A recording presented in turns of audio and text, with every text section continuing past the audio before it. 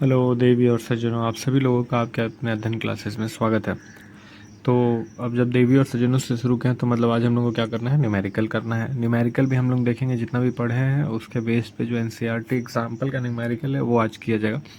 तो पहला क्वेश्चन तुम लोग के सामने है और 7.1 हम लोग कर भी चुके हैं। तो टेन टेन वाला जो म्यूज़िक है वो 7.2 से शुरू करते हैं। तो देखते हैं। तो देवी और सज्जनों, आपके स्क्रीन पे पहला प्रश्न जो भी हम लोग पढ़े उसके बेस पे ये रहा, टन टन टन। तो पहला क्वेश्चन क्या है, पढ़ लिया जाए, समझ लिया जाए। देखो करना कैसे है, पहले वो अप्रोच बता दे। करना ऐसे कि अभी हम लोग ताज़ा ताज़ा पढ़े हैं, ताज़ा ताज़ा पढ़े हैं, तो जो भी नोट्स है अपने पास, नोट्स तो ऐसे हम प्रोवाइड कर दे रहे पीडीएफ लिंक बना के। तो जो भी नोट्स है अपने पास, नोट्स अगर बना रहे हैं तो उसको सामने रख लेंगे, उससे देख देख के करेंगे, क्योंकि अभी हम लोग सीख रहे हैं, अभी हम लोग पूरा सीखे नहीं हैं। देख देख के करेंगे कहाँ पे क्या टॉपिक है, कहाँ पे क्या फार्मूला इस्तेमाल होगा, कैसे इस्तेमाल होगा, देख देख के करना नहीं आएगा। आएगा तो फिर अपने से कर लेंगे।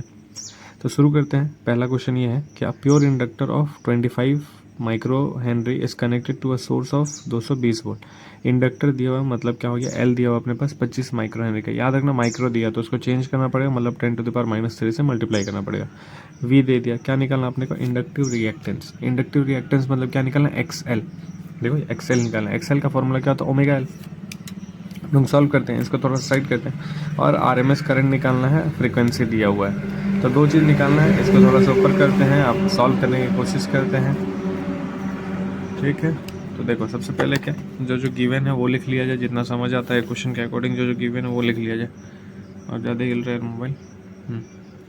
तो क्या फाइंड करना है यहाँ पे, इंडक्टिव रिएक्टेंस मतलब एक्सएल। एक्सएल का फॉर्मूला क्या होता है, ओमेगा एल। ओमेगा एल को क्या लिख सकते हैं, 2 पाई न्यू एल।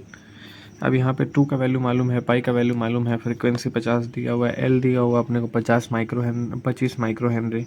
सारा वैल्यू पुट कर दें, मतलब 2 इंटू 3.14 इंटू 3.14 इंटू फ्रीक्वेंसी कितना था 50 इंटू एल कितना है 25 माइक्रो हेनरी। तो चेंज करके ये हो जाएगा। तो ये कुछ हो गया अपने पास एक्सएल का वैल्यू, मतलब फार्मूला और वैल्यू पुट कर दिया। उसके बाद क्या निकालना अपने को, RMS current in the circuit. RMS current, current का फॉर्मूला क्या होगा, करंट का हो जाएगा वी अपॉन आर। यहाँ पे आर क्या लेंगे हम लोग, आर लेंगे यहाँ पे एक्स एल, जो इम्पीडेंस होगा सर्किट में। वी है अपने पास 220, एक्सएल जो यहाँ से फाइंड करके आएगा वो वैसे बुक्स हम देख लें तो ये है 7.85। अब इसको सॉल्व करके जो आएगा वो अपना आंसर हो जाएगा 28 एम्पेयर। ठीक है, यही दो चीज़ निकालना तो खत्म हो गया, पहला क्वेश्चन खत्म। क्या था इसमें, कुछ भी नहीं। तो जो मालूम है उसको हम लोग डायरेक्ट करते चलेंगे, जो नहीं मालूम है उसको जो नोट्स है उससे देखते चलेंगे। अब इसी प्रकरण में अपने पास दूसरा क्वेश्चन जो होगा, वो दूसरा क्वेश्चन कुछ इस प्रकार है। तो दूसरा क्वेश्चन थ्योरेटिकल है, इसको कोशिश करेंगे, अगर मतलब यहीं करने लायक होगा तो यहीं कर लेंगे, कॉपी में नहीं जाएंगे। तो क्वेश्चन लिखा है कि lamp is connected in series with a capacitor, मतलब एक लैम्प को सीरीज में कनेक्ट किया गया है कैपेसिटर के साथ। फिगर बना लेते हैं, अगर ज़रूरत है तो फिगर बना ले। जैसे मान लो ये लैम्प है अपने पास, इसको सीरीज में कनेक्ट कर दें कैपेसिटर के साथ। और सोर्स क्या है वो देख लिया जाए। Predict your observation from DC and AC connection, मतलब एक बार डीसी कनेक्शन दिया जाएगा, एक बार एसी कनेक्शन दिया जाएगा। दो कनेक्शन है यहाँ पे, ये बल्ब है, ये कैपेसिटर है। एक बार डीसी कनेक्शन, एक बार एसी कनेक्शन, ये दिया जा रहा है यहाँ पे। तो ये एसी है, ये डीसी कनेक्शन है अपने पास। थोड़ा इसको ऊपर, थोड़ा इसको नीचे, थोड़ा इसको ऊपर, थोड़ा इसको नीचे। और कह रहा what happen in each case if the capacitance of the capacitor is reduced. तो अच्छा ठीक है क्वेश्चन। कह रहा है कि कैपेसिटर को सीरीज में कनेक्ट किया गया है बल्ब के साथ, लैम्प के साथ, एक बार एसी सप्लाई से, एक बार डीसी सप्लाई से। बोल रहा है कि अगर दोनों केस में क्या होगा, अगर कैपेसिटेंस जो है कैपेसिटर का उसको कम किया जाएगा। तो सबसे पहले देखो, अगर हम लोग डीसी के लिए बात करते हैं, सबसे पहले डीसी के लिए कि अगर डीसी सप्लाई अगर उससे हम लोग कनेक्ट किए हुए हैं लैम्प को, तो एक जो कैपेसिटर का काम क्या है, चार्ज को स्टोर करना। मतलब ये चार्ज होगा, जैसे डीसी सप्लाई से कनेक्टेड है तो ये जो चीज़ है ये चार्ज होगा, और चार्ज होगा तो ये ग्लो करने लगेगा, इससे होगा इतना कहानी। जैसे ये फुल्ली चार्ज होगा, क्योंकि भाई इसका भी तो कुछ लिमिट होगा ना, एक समय बाद ये फुल्ली चार्ज हो जाएगा। जैसे ये फुल्ली चार्ज हो जाएगा तो अब इसमें से करंट फ्लो नहीं होगा, मतलब इस सर्किट में से करंट फ्लो होना बंद हो जाएगा। अगर करंट फ्लो होना बंद हो जाएगा तो क्या ये ग्लो करेगा, नहीं ग्लो करेगा। तो कहने का मतलब क्या हो गया, जब तक डीसी सप्लाई में हम कैपेसिटर को चार्ज कर रहे हैं, जब तक वो चार्ज हो रहा है तब तक तो लैम्प ग्लो करेगा, लेकिन जैसे फुल चार्ज होएगा तो लैम्प का ग्लो करना बंद हो जाएगा। लेकिन अगर हम इसमें से इसका कैपेसिटेंस कम करेंगे तो भी तो कोई फ़र्क नहीं पड़ेगा, क्योंकि चार्ज मतलब करंट फ्लो ही नहीं कर रहा है सर्किट में, तो कोई तो फ़र्क ही नहीं पड़ना चाहिए। अब यहाँ पे आ जाए हम लोग, अगर एसी सोर्स है अपने पास और हम लोग कैपेसिटर ऐड किया है तो यहाँ पे एक नया चीज़ आता है जिसको हम लोग बोलते हैं कैपेसिटिव रिएक्टेंस। कैपेसिटिव रिएक्टेंस का फॉर्मूला क्या होता है, एक्स इज इक्वल्स टू 1/ओमेगा सी। ओमेगा क्या है अपने पास, फ्रीक्वेंसी, सी क्या है अपने पास, कैपेसिटेंस। अब देखो पहले ये समझ लीजिए, अगर हम सी को घटाएंगे, ठीक है, तो लैम्प को क्या होना चाहिए, मतलब ये रिएक्टेंस क्या हो जाएगा, रिएक्टेंस बढ़ेगा।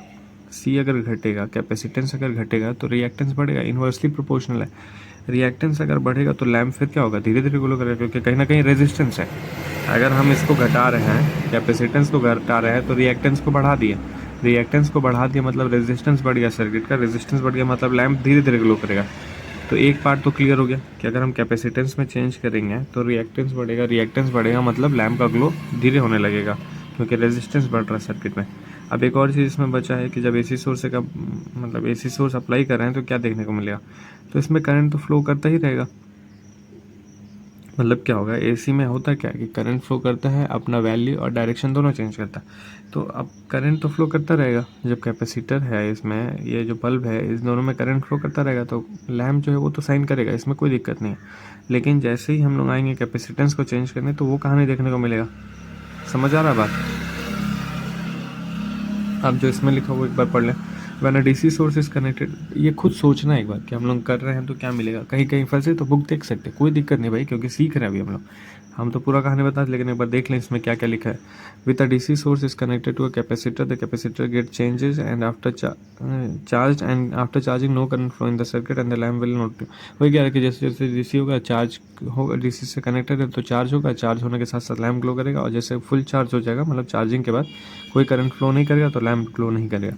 और कह रहा है नो चेंज, अगर सी को रिड्यूस करेंगे तो भी कोई फर्क नहीं पड़ना है। लेकिन जैसे एसी सोर्स आएगा, द कैपेसिटर ऑफर कैपेसिटर, देखो रिएक्टेंस आया 1/ओमेगा C and the current flow in the circuit, current भी फ्लो करेगा धीरे धीरे, कंसिक्वेंटली लैम्प विल शाइन, उस समय लैम्प जलेगा। रिड्यूसिंग सी, जैसे जैसे हम लोग कैपेसिटेंस को घटाएंगे विल इंक्रीज रिएक्टेंस, रिएक्टेंस बढ़ेगा, और lamp will less brightly than before, मतलब उसका ब्राइटनेस कम होता जाएगा। तो वही बात हम लोग भी किया अलग तरीके से, ठीक है। अब हम लोग आ जाए 7.4 वाला क्वेश्चन।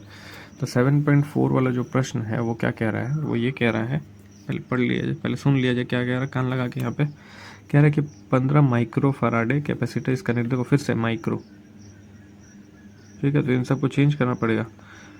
माइक्रो मिली, वो मिली था क्या, ये माइक्रो, तो 15 micro farad capacitor is connected to 220 50 hertz, find the capacitance. वहाँ पे हम क्या बोले थे पहला क्वेश्चन में, वो मिली था ना, एम था, तो ठीक है जो भी है देख लेना। ये वाला सिंबल को माइक्रो बोलते हैं, एम रहेगा तो मिली बोलते हैं। तो इसमें क्या बोल रहा है कि दिखा है इतना कैपेसिटर, इतना माइक्रो फराडे कैपेसिटर, मतलब कैपेसिटेंस कितना है इसका, 15 माइक्रो फराडे, ठीक है। आगे बात कर रहा कनेक्टेड, तो वी हो गया 220। आगे बात कर रहा फाइंड द कैपेसिटेंस रिएक्टेंस, तो कैपेसिटर मतलब एक्सी का फॉर्मूला 1/ओमेगा सी, ओमेगा दिया नहीं है तो ओमेगा को लिखेंगे 2 न्यू और सी। तो आगे देखते हैं, करंट फाइंड करना है, फ्रीक्वेंसी इज डबल, व्हाट है फ्रीक्वेंसी 220 वोल्ट, फ्रीक्वेंसी है अपने पास 50 हर्ट्ज का, मतलब सी और न्यू रखें, यहाँ पे हम लोग एक्सी फाइंड कर सकते हैं, और हम थोड़ा सा चिटिंग कर लें तो मतलब यहाँ पे सारा वैल्यू रखेंगे तो 212 आ जाएगा, मतलब बुक के अकॉर्डिंग 212। अब अपने को फाइंड करना है करंट, कैसा, आरएमएस भी फाइंड करना, पीक भी फाइंड करना। तो आरएमएस अभी हम लोग देखें, आई फाइंड करना तो क्या होता है V/R, यहाँ पे आर क्या होगा, एक्सी हो जाएगा, तो ये जो भी वैल्यू आएगा वो आरएमएस का वैल्यू हो जाएगा। आई नॉट आई आरएमएस अपॉन में √2, ये रिलेशन भी होता है अपने पास। तो अगर अपने को फाइंड करना है I RMS is equals to √2 I naught, ये होता है, या आई नॉट अपॉन में √2 होता है, ये होता है आई नॉट अपॉन में √2। यहाँ से अगर अपने को आई नॉट फाइंड करना मतलब पीक वैल्यू फाइंड करना, तो क्या करेंगे I R M S into √2। देखो वही हम कह रहे हैं कि फार्मूला याद करना हमको भी थोड़ा प्रॉब्लम करता है, लेकिन अगर हम लोग नोट्स बनाए हैं तो हम लोग वहाँ से देखेंगे कि कौन सा वैल्यू क्या है, और नहीं होगा तो हम लोग ऐसे कोशिश करेंगे क्या हो सकता है। देखो होता है, मतलब यहाँ पे हम कैसे पता चला कि जो आर एम एस वैल्यू होना चाहिए आई नॉट से कम होना चाहिए, तो इसलिए आई नॉट और √2 का रिलेशन इतना मालूम है अपने को। तो आई नॉट जो है आर एम एस का √2 मल्टीप्लाई होता है, मतलब आर एम एस को बढ़ाना है तो √2 का मल्टीप्लाई कर देंगे, आर एम एस को घटाना है तो आई नॉट में √2 का डिवाइड कर देंगे, यही रिलेशन होता है। तो कुल मिला के तीनों चीज़ हम लोग यहाँ पे फाइंड करेंगे। और आगे कह रहा है कि if the frequency is doubled, frequency double मतलब इसके बारे में बात कर रहा है, फ्रीक्वेंसी को डबल करेंगे कैपेसिटिव रिएक्टेंट और करंट में क्या होगा। देखो सिंपल, अगर हम फ्रीक्वेंसी को डबल कर रहे हैं तो रिएक्टेंस हाफ हो जाएगा, क्योंकि इन्वर्सली रिलेशन है, तो अगर हम फ्रीक्वेंसी को डबल किए तो रिएक्टेंस हाफ हो जाएगा। अगर रिएक्टेंस हाफ हो गया मतलब रेजिस्टेंस हाफ हो गया तो करंट भी डबल हो जाएगा। सिंपल समझो, समझ आ रहा है ना बात। रेजिस्टेंस कम हो गया तो करंट तो बढ़ना है। अब क्या रिलेशन में जा रहा है, हाफ और डबल के रिलेशन में। तो जैसे जैसे हम लोग फ्रीक्वेंसी को क्या कर दिए हैं, यहाँ क्या किया गया, डबल, फ्रीक्वेंसी डबल, तो ये लिखना पड़ेगा शब्दों में, फ्रीक्वेंसी डबल तो रिएक्टेंस हाफ हो गया, रिएक्टेंस हाफ हो गया तो करंट डबल हो गया। उम्मीद कर रहे हैं समझ आ रहा होगा। और बहुत लॉजिकल चल रहा है सब, इसमें बहुत 3-5 नहीं है, थोड़ा सा बुद्धि लगा के खुद भी कर सकते हैं, समझ भी सकते हैं। ठीक है, तो हम लिख नहीं रहे वर्ड्स में, हम आगे बढ़ते हैं क्योंकि क्वेश्चन वैसा है कि ज़रूरत तो नहीं है लिखने का। एक और चीज़, यहाँ पे जो वैल्यू आएगा अपने पास 2 वैल्यू आएगा, यहाँ पे 2 वैल्यू आएगा। वो जो 2 वैल्यू होगा मतलब आंसर देख के हम बता रहे हैं, आंसर वैसे लिखा है यहाँ पे 1.47 इतना आएगा सॉल्व करने पे, लेकिन इसका हम लोग प्लस माइनस दोनों लेंगे क्योंकि भाई एसी है तो एक बार इंक्रीज मतलब पॉजिटिव से नेगेटिव वहाँ पे ऑसिलेट करेगा, ये जो करंट रहेगा ऑसिलेट करेगा प्लस 1.47 से लेके माइनस 1.47 और इसी के बीच में RMS होगा कहीं ना कहीं। ठीक है, और बाकी जो कहानी हम बताएं। अब हम लोग क्या बात कर लें, और देखो एक और चीज़ यहाँ पे अच्छा इंटरेस्टिंग देखिए, जब हम लोग ये कुछ सर्किट वाला सॉल्व करें तो यहाँ पे ये भी सोच लिया करो कि जब कैपेसिटर वाला सर्किट रहता है तो करंट आगे रहता है, एक वोल्टेज आगे रहता है। ये सब रिवाइज करते चलेंगे तो बढ़िया रहेगा अपने लिए, खुद के लिए। ठीक है, और देखते हैं उसके बाद वाला, वो भी थियोरेटिकल क्वेश्चन है तो ये भी देख लिया जाए। तो क्या कह रहा है कि लाइट बल्ब दिख रहा होगा तुम लोगों को, देवी और सजनों आपके स्क्रीन के ऊपर 7.5 वाला क्वेश्चन इस प्रकार है। A light bulb and an open coil inductor connected to an AC source through a key. Figure बना हुआ है कि एक इंडक्टर है अपने पास, एक लाइट बल्ब है, एक सोर्स है और एक की है, कनेक्ट किया गया सर्किट में। कह रहा है कि the switch is close and after some time an iron rod is inserted in the interior of the inductor. मतलब स्विच को क्लोज किया गया और इंडक्टर यहाँ पे, इंडक्टर के अंदर एक आयरन रॉड डाला जा रहा है। कह रहा है कि the glow of light bulb क्या होगा, इंक्रीज, डिक्रीज, अनचेंज। जैसे आयरन रॉड को इंसर्ट किया जाएगा तब क्या होगा उस समय पूछ रहा। और क्या रहा, give your answer with reason. तो ऐसे हवा हवा में आंसर नहीं देना, रीज़न के साथ देना है। तो फिर से समझा जाए चीज़ों को, मतलब जितना याद है उतना किया जाए, नहीं होगा फिर देख लेंगे हम लोग। तो अगर जैसे हम इसके अंदर आयरन रॉड डालेंगे तो कहीं ना कहीं फ्लक्स का रोल आने लगेगा क्या। ठीक है, जैसे क्लोज करेंगे, इंडक्टर है, बल्ब है, ग्लो करना शुरू करेगा, सब चल रहा। इंडक्टर के पास एक रिएक्टेंस होगा क्योंकि एसी सप्लाई है तो इंडक्टिव रिएक्टेंस आएगा। इंडक्टिव रिएक्टेंस क्या होता है, एक्सेल, फॉर्मूला क्या होता है, ओमेगा एल। मतलब डायरेक्ट डिपेंड करता है क्या, फ्रीक्वेंसी और रिएक्टेंस दोनों एक दूसरे पर डायरेक्टली डिपेंड कर रहा है। तो जैसे हम लोग इसके अंदर आयरन रॉड डालेंगे तो होगा क्या, मैग्नेटिक फील्ड का खेल आने लगेगा। जो मैग्नेटिक फील्ड है इस कॉइल के अंदर, इस कॉइल के अंदर जो मैग्नेटिक फील्ड है वो मैग्नेटाइज होने लगेगा, मैग्नेटाइज करने लगेगा किसको, आयरन को, क्योंकि आयरन रॉड है ये। तो इसके अंदर जो मैग्नेटिक फील्ड है इस आयरन रॉड को मैग्नेटाइज करेगा। तो उसकी वजह से क्या होगा, यहाँ पे मैग्नेटिक फील्ड इनसाइड क्या हो जाएगा, बढ़ने लगेगा। ठीक है, क्योंकि मैग्नेटाइज हो रहा है, आयरन रॉड है, जिसकी वजह से यहाँ पे मैग्नेटिक फील्ड बढ़ने लगेगा। अब जैसे जैसे मैग्नेटिक फील्ड बढ़ेगा तो इंडक्टेंस भी बढ़ेगा। इंडक्टेंस कहने का मतलब एल का वैल्यू हो गया, एल जो है वो बढ़ने लगेगा। और यहाँ पे अगर हम लोग बात कर ले एल मतलब क्या होता है, X L is equals to omega L. अगर एल बढ़ रहा है तो फिर एक्स एल भी तो बढ़ रहा, कहने का मतलब रिएक्टेंस भी तो बढ़ने लगेगा। ठीक है, लॉजिकली चल रहा सब एक सीक्वेंस में। एक और बार दोहरा दें कि जैसे अपने पास आयरन रॉड है, इस आयरन रॉड को हम इस इंडक्टर के अंदर जैसे प्लेस करेंगे तो मैग्नेटिक फील्ड वाला खेल आएगा। अब उस मैग्नेटिक फील्ड की वजह से आयरन रॉड मैग्नेटाइज होगा। आयरन रॉड अगर मैग्नेटाइज होगा तो यहाँ पे जो इंडक्टेंस है वो बढ़ने लगेगा। अगर इंडक्टेंस बढ़ेगा तो रिएक्टिव इंडक्टेंस भी बढ़ेगा, रिएक्टेंस जो होता है इंडक्टिव रिएक्टेंस जो होता है वो भी बढ़ने लगेगा। अगर इंडक्टिव रिएक्टेंस भी बढ़ने लगेगा तो जो करंट होगा, जैसे देखो हम लोग क्या बोले, इंडक्टिव मतलब एल का वैल्यू बढ़ने लगेगा। एल बढ़ा तो मतलब एक्सएल बढ़ा। ठीक है, फॉर्मूले के अकॉर्डिंग। तो अगर इंडक्टिव रिएक्टेंस बढ़ा है तो जो एसी वोल्टेज है अपने पास, जो एसी सप्लाई हम लोग कर रहे हैं वो वहीं पे ख़त्म होने लगेगा। मतलब उस रिएक्टेंस को ही कवर अप करने में या ओवरकम करने में ख़त्म होने लगेगा, जिसकी वजह से लाइट तक अच्छे से करंट नहीं पहुंच पाएगा, अच्छे से वोल्टेज नहीं पहुंच पाएगा। ठीक है, क्योंकि भाई जब यहाँ से निकल रहा है तो यहीं तक तो लड़ाई ख़त्म हो जा रहा है, बहुत कम सैनिक यहाँ तक पहुँच पा रहे। तो जब यहाँ तक बहुत कम सैनिक पहुँचेंगे तो ग्लो तो बहुत कम करेगा।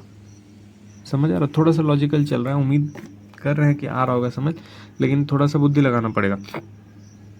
एक और बार पूरा समाप्त कर रहे हैं इसको कि जैसे हम लोग एसी वोल्टेज सप्लाई किए हैं और यहाँ पे हम लोग आयरन रॉड लगाएंगे तो मैग्नेटाइजिंग वाला कहानी आएगा।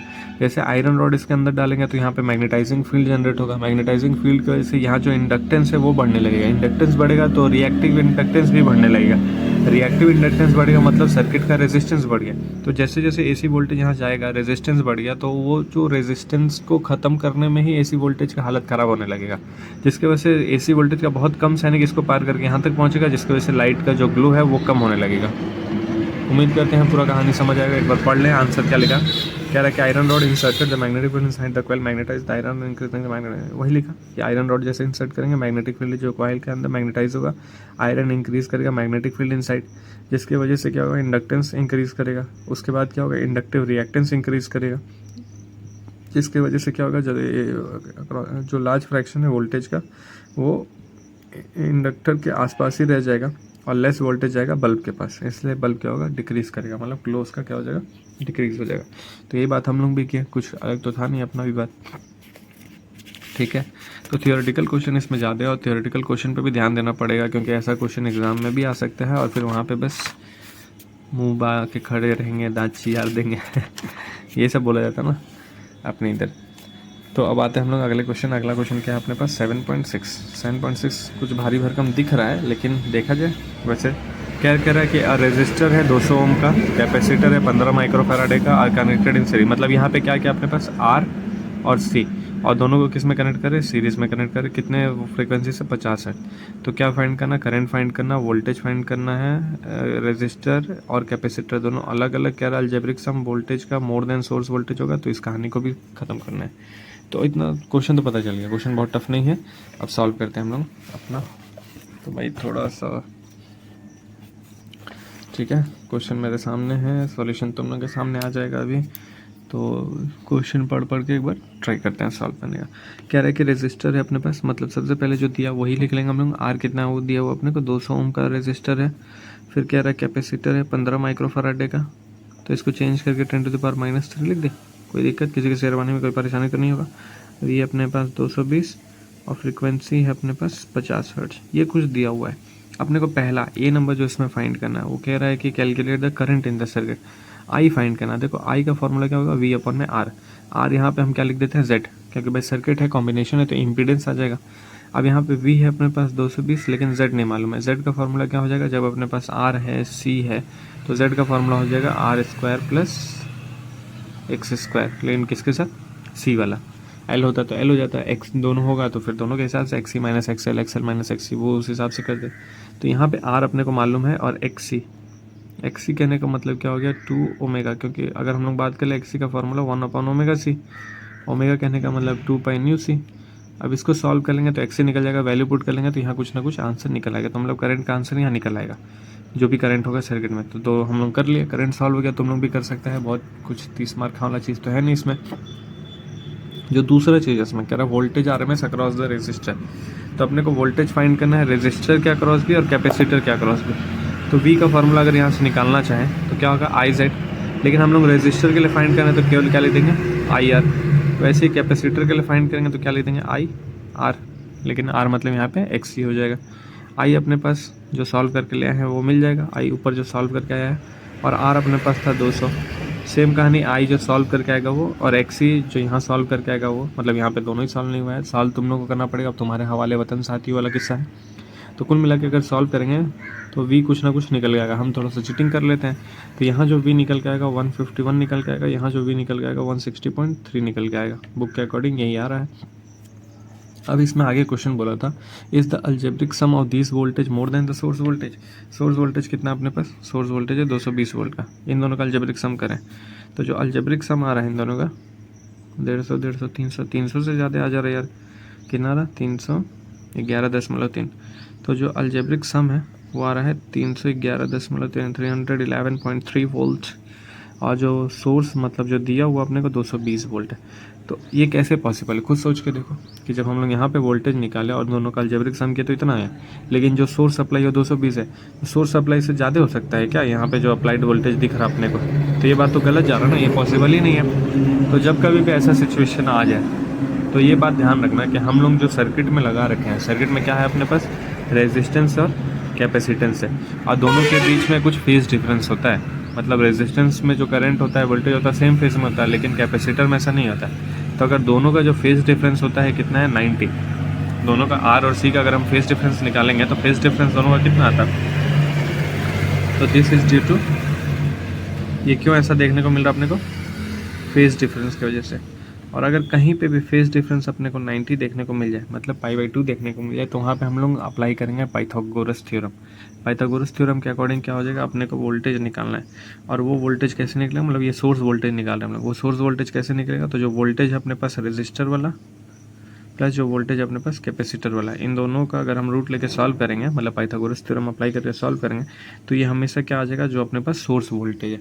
तो कुल मिला के ये चीज़ों को ध्यान रखना, जब हम लोग अलजेब्रिक सम करके निकाल रहे हैं और कुछ एक्स्ट्रा या कम देखने को मिल रहा है अपने को वोल्टेज, तो वो जो चीज़ सॉल्व करके आएगा कहीं ना कहीं फेज डिफरेंस पे डिपेंड करेगा। तो वो जो फेज डिफरेंस अगर 90 अपने पास है, तो उस हमेशा वहाँ पे हम लोग क्या अप्लाई कर देंगे, पाइथागोरस। पाइथागोरस तो मालूम ही होगा, बचपन से पढ़ रहा है तुम लोग, तो पाइथागोरस अप्लाई करने के बाद 220 वोल्ट मिलेगा।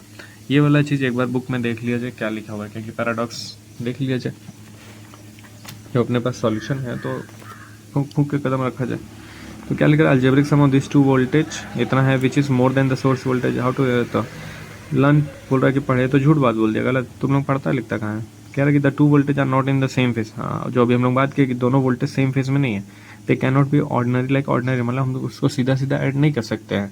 तो हम लोग को क्या करना पड़ेगा, हम लोग को वहाँ पे कितने का फेज डिफरेंस, देखो 90 डिग्री, जो भी हम बात किए थे फेज डिफरेंस कितने का 90 डिग्री, तो इसलिए हम लोग को क्या अप्लाई करना पड़ेगा, पाइथागोरियन थ्योरम। तो जब दोनों फेज में सेम फेज में नहीं है, उनके बीच में फेज डिफरेंस 90 का, तो वहाँ पे क्या अप्लाई कर लिया, पाइथागोरियन थ्योरम। अब जो अपने पास निकल के आएगा रिजल्टेंट, वो 220 वोल्ट आ जाएगा, और यही है अपने पास क्या, सोर्स वोल्टेज। ठीक है, उम्मीद करते हैं ये भी समझ आया होगा, बहुत टफ नहीं है यार, हमको मज़ेदार लग रहा है क्वेश्चन सब यहाँ पे। अब एक काम करें क्या, एक दो क्वेश्चन तुम लोग को सॉल्व करने को दे दें, तुम लोग तो करेगा नहीं वैसे मालूम है, लेकिन देते हैं, बाकी तुम लोगों की मर्जी, छोड़ेगा तो तुम लोग का नुकसान, मेरा तो 12th हो चुका है, ठीक ठाक नंबर भी आया था, घर वाले भी खुश थे मेरे, हम भी खुशी थे। तो एक काम करते हैं 7.7 और 7.8 तुम लोगों के ऊपर छोड़ते हैं, क्योंकि 7.8 सीधा सीधा फार्मूला पे दिख रहा है और LCR सर्किट पे दिख रहा है, XL माइनस XC वाला पे। तो एक बार ट्राई करना जरूर तुम लोग, बाकी हम कर लेते हैं एक बार 7.9 ट्राई करते हैं। 7.9 में रेजोनेंट फ्रीक्वेंसी, मतलब कुछ नया चीज़ है, इसीलिए 7.9 ट्राई करते हैं। पहले पढ़ के बता दे तुम लोगों को, इंग्लिश नहीं ना आता तुम लोगों को, पढ़ के समझाना पड़ेगा। कह रहे कि suppose the frequency of the source in the previous example can be varied. अच्छा, फिर इससे लेना देना है इसका, what is the frequency of the source at resonance occur. मतलब ठीक है, ये भी तुम लोग सॉल्व कर सकते हैं, हमको भरोसा है तुम लोगों पे। अब देखो फाइंड कैसे करेंगे, थोड़ा सा सॉल्यूशन देखते हैं, मतलब सॉल्यूशन देखने से पहले अपना बुद्धि लगाते हैं। फाइंड क्या करना अपने को यहाँ पे, रेजोनेंट फ्रीक्वेंसी। रेजोनेंट फ्रीक्वेंसी का फॉर्मूला क्या था, 1/2π√LC, वही था ना। तो 1/2π√LC, सारा वैल्यू अपने पास होगा ही, मतलब L और C तो दिया ही होगा, प्रीवियस क्वेश्चन से सॉल्व करना है ना, तो L और C दिया होगा और 2π मालूम ही है, तो वैल्यू रखेंगे, देखो वही चीज़ है, वैल्यू रखेंगे अपने पास आंसर आ जाएगा। उसके बाद क्या फाइंड करना है, इम्पीडेंस फाइंड करना। तो जब कभी भी रेजोनेटिंग कंडीशन आ जाएगी, देखो ये सब चीज़ें याद रखना बहुत जरूरी है। जब कभी रेजोनेटिंग कंडीशन आ जाएगा, जो इम्पीडेंस हो जाएगा किसके बराबर हो जाता है, R के। जब कभी भी रेजोनेटिंग कंडीशन आ जाएगा, तो जो सर्किट में इम्पीडेंस होता है वो किसके बराबर हो जाता है, R के। जो पावर फैक्टर होता है किसके बराबर हो जाता है, 1। ये सब बातें याद रखना जरूरी है। तो जब कभी भी रेजोनेटिंग कंडीशन आ जाएगा, तो Z किसके बराबर है, R। वैल्यू कितना हो जाएगा, जो रेजिस्टेंस दिया होगा, तो रेजिस्टेंस ऊपर से देख के लिख लेंगे हम लोग। RMS करंट बोल रहा, तो करंट का फॉर्मूला क्या हो जाएगा, V/R, क्योंकि यहाँ Z R के बराबर, तो V/R सॉल्व करके आ जाएगा। पावर डेसिपेटेड, मतलब जो पावर लॉस होगा, तो पावर का लॉस का फॉर्मूला क्या है अपने पास, I²R। देखो पावर लॉस ऊपर भी है अपने पास, I²R। तो पावर लॉस का फॉर्मूला क्या हो जाएगा, I²R। मतलब सारा चीज़ फॉर्मूले पे बेस्ड है, कुछ बहुत लॉजिक नहीं लग रहा, ठीक है। तो ये भी हो ही गया, मतलब सॉल्व हम तो नहीं किए, लेकिन कर सकते हैं तुम लोग अगर चाहेगा तो। और सब हम तो कई बार बोले हैं, फिर से दोहरा दें कि हम चाहते नहीं है कि न्यूमेरिकल वाला वीडियो देखो भी तुम लोग, लेकिन न्यूमेरिकल खुद से ट्राई किया करो। और न्यूमेरिकल खुद से ट्राई करेगा, सीखेगा, समझेगा, गलत करेगा तभी तो सीखेगा यार। देखो जो कुछ करने का कोशिश करता है, गलती उसी से होता है। जो खाली बैठा है, ना उससे कुछ सही होगा ना उससे कुछ गलत होगा। मतलब जो कुछ करने का ही कोशिश नहीं कर रहा, वो गलती कैसे करेगा। जो सीख रहा वही तो गलती करेगा ना, और गलती करो, गलती से ही तो सीखना है भाई। कभी कभी दूसरों को गलती से भी सीख लेना है। अब ये अच्छा क्वेश्चन है, जैसे देखो अभी तक हम लोग ये बहुत कम बात की इस चैप्टर में कि ये सब चीज़ों का इस्तेमाल कहाँ है। हम लोग पढ़ तो रहे रेजोनेटिंग फ्रीक्वेंसी, AC सर्किट, फलाना सर्किट, ढिमकाना सर्किट, इधर आना सर्किट, उधर जाना सर्किट, पढ़ तो रहे हैं, लेकिन इस्तेमाल कहाँ है। तो इस्तेमाल वाला क्वेश्चन ये दिया हुआ है, कह रहा है कि at an airport a person, मतलब कभी भी तुम लोग एग्ज़ाम देने गया होगा या एयरपोर्ट पे गया होगा या फिर देखा होगा आजकल रेलवे स्टेशन में भी, कई रेलवे स्टेशन में भी हो गया मेटल डिटेक्टर जो लगा रहता है, मंदिरों में होता है मेटल डिटेक्टर जो लगा रहता है, मतलब उससे हमको, या फिर मॉल्स वगैरह में भी रहता है कि उससे हमको पार करना रहता है। और अगर कुछ मेटल वेटल का अपने पास रहता है तो वो बीप करता है, मतलब उसमें कुछ अलार्म बजता है। तो वही कह रहा है कि एयरपोर्ट है, person made to walk through the doorway of metal detector, metal detector के डोर से पार करना अपने को। अगर वो कुछ anything made of metal carry कर रहा है तो मेटल डिटेक्टर क्या करेगा, एक साउंड एमिट करेगा। तो किस प्रिंसिपल पे ये सब कहानी हो रहा है, मतलब वो मेटल डिटेक्टर किस प्रिंसिपल पे काम कर रहा है, सिंपल यही पूछा जा रहा है। तो ये काम करता है अपने पास रेजोनेटिंग फ्रीक्वेंसी पे। रेजोनेटिंग फ्रीक्वेंसी किस में आएगा, एसी सर्किट में। तो वही बात यहाँ पे हो गया कि work on the principle of resonance in AC circuit. तो जो रेजोनेंट वाला कंडीशन होता है एसी सर्किट में, उसी प्रिंसिपल पे मेटल डिटेक्टर काम करता है। देख लो, इस्तेमाल एक मिल गया अपने को। तो यहाँ फिजिक्स में कुछ भी पढ़ेंगे उसका इस्तेमाल मिलेगा। ऐसा नहीं है कि इलॉजिकल कुछ भी चलता रहेगा। यहाँ पे एक जन आएगा, कुछ थ्योरी देगा, फिर उसका गलत होगा, कोई और थ्योरी देगा, फिर कोई गलत होगा, फिर कोई और थ्योरी, ये सब यहाँ नहीं चलेगा। यहाँ पे इम्प्रोवाइज़ किया जाएगा कि उसके थ्योरी में कुछ कमी था, उस चीज़ को ठीक करके कुछ नया बनाया गया।